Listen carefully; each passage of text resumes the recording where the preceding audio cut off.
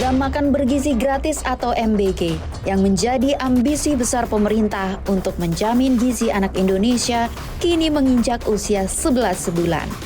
Namun janji ini ternodai oleh realita pahit di lapangan. Bukannya gizi, ancaman keracunan justru mengintai nyawa para penerima manfaat. Pemerintah pusat melalui Badan Gizi Nasional atau BGN berdalih standar operasional prosedur sudah jelas dan masalah terjadi karena kelalaian pelaksana di lapangan. Namun suara dari daerah berbicara lain. Pemerintah Kabupaten Bandung Barat yang menjadi lokasi insiden keracunan massal terbesar mengindikasikan adanya kekosongan pengawasan dari pusat. Mereka terpaksa bergerak reaktif menutup dapur setelah korban berjatuhan. Peristiwa ini melibatkan 3 SPPG, yaitu 2 dapur di wilayah Cipongkor dan 1 dapur di wilayah Cihamplas. Saat ini ketiga dapur tersebut masih ditutup sementara untuk kepentingan investigasi. Pemerintah daerah juga mendorong dan berkoordinasi dengan BGN agar ketiga SPPG ini dilakukan evaluasi. Akar masalahnya diduga terletak pada benang kusut koordinasi antar lembaga. Di atas kertas, peran setiap pihak sebenarnya jelas. Badan Gizi Nasional sebagai pelaksana, Kementerian Kesehatan sebagai penerbit sertifikat Like Hygiene Sanitasi, dan Kementerian Dalam Negeri sebagai jembatan ke pemerintah daerah. Namun dalam praktiknya, koordinasi kewenangan ini terbukti rapuh. Langkah Gubernur Jawa Barat Deddy Mulyadi seolah menegaskan adanya kekosongan pengawasan itu. Ia bertindak cepat membentuk satuan tugasnya sendiri di tingkat provinsi.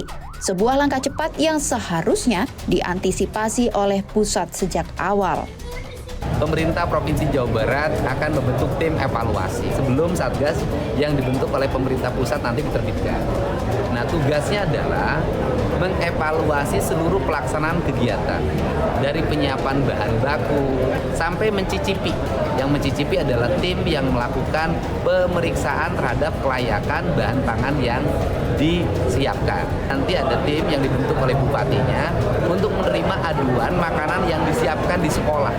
Nanti guru atau siswa boleh mengadukan tentang 1, kualitas makanan, 2, kuantitas makanan atau porsinya. Ironisnya, pengakuan dari Kepala BGN sendiri mengonfirmasi instruksi pembentukan Satgas tersebut baru digencarkan belakangan. Sebuah bukti lambannya komunikasi dan koordinasi antar pusat dan daerah. 2 bulan terakhir kami kan sudah berkoordinasi intensif dengan Kementerian Dalam Negeri dan kemudian Kementerian Dalam Negeri mengeluarkan instruksi untuk pembentukan Satgas MBG di masing-masing daerah dan fungsinya ada 2. Satgas ini akan menjadi satuan tugas yang mengawasi, mengevaluasi seluruh SPPG aglomerasi yang dibangun berbasis kemitraan. Satgas ini juga tugas untuk menentukan SPPG terpencil yang itu tidak berbasis kemitraan dengan investor tapi juga dengan pemerintah daerah. Merespons banyaknya kasus keracunan MBG, pemerintah memutuskan menutup dapur MBG yang bermasalah untuk dievaluasi. Di puncak pimpinan, Presiden Prabowo mengakui adanya kekurangan, tetapi tetap berkomitmen dalam melanjutkan program. Sudah menjelang 30 juta penerima manfaat, 30 juta anak dan ibu-ibu hamil tiap hari menerima makanan. Bahwa ada kekurangan, iya. Ada keracunan makan, iya. Kita hitung dari semua makanan yang keluar, penyimpangan atau kekurangan atau kesalahan itu adalah 0,00017%.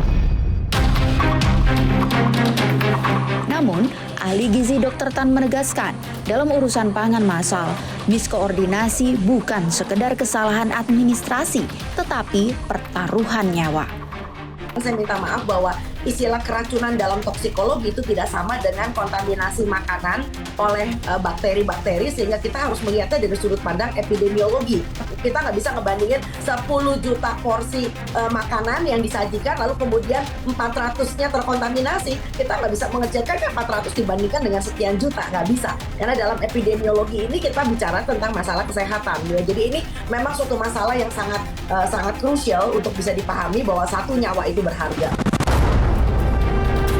Kini, berbagai solusi reaktif digulirkan, mulai dari percepatan sertifikasi hingga pembentukan Satgas Darurat. Presiden Prabowo pun bersiap menerbitkan Perpres Tata Kelola Program Makan Bergizi Gratis. Pertanyaannya kini bukan lagi sekedar menambal lubang yang ada, namun bersediakah pemerintah membongkar dan memperbaiki sistem koordinasi yang rapuh dari akarnya? Sebab jika tidak, janji gizi untuk anak bangsa akan terus terancam resiko keselamatan akibat kelalaian birokrasi.